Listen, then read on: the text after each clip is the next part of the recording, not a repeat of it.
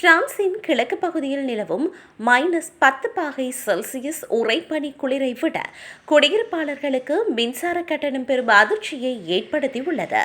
குறிப்பாக வடகிழக்கு பிரெஞ்சு பிராந்தியங்களில் அடுக்குமாடி குடியிருப்புகளில் வசிப்பவர்கள் மின் கட்டணத்தை குறைக்க வழி தெரியாமல் இந்த கடும் குளிரிலும் வெப்பமூட்டும் வசதியின்றி வாழும் நிலைக்கு தள்ளப்பட்டுள்ளனர்.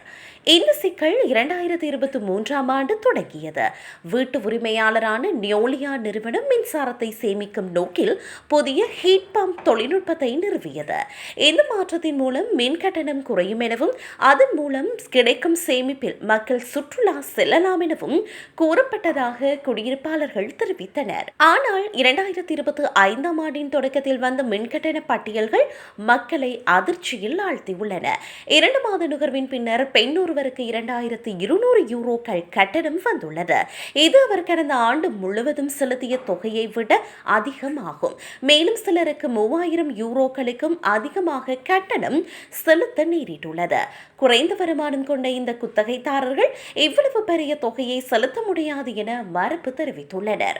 மேலும் தற்போதைய கடும் குளிரில் மின் கட்டணம் மேலும் உயரும் என்பதால் பயத்தின் காரணமாக அவர்கள் ஹீட்டர்களை பயன்படுத்தாமல் போர்வைகளுக்குள் முடக்கியுள்ளதாக தெரிய வந்துள்ளது.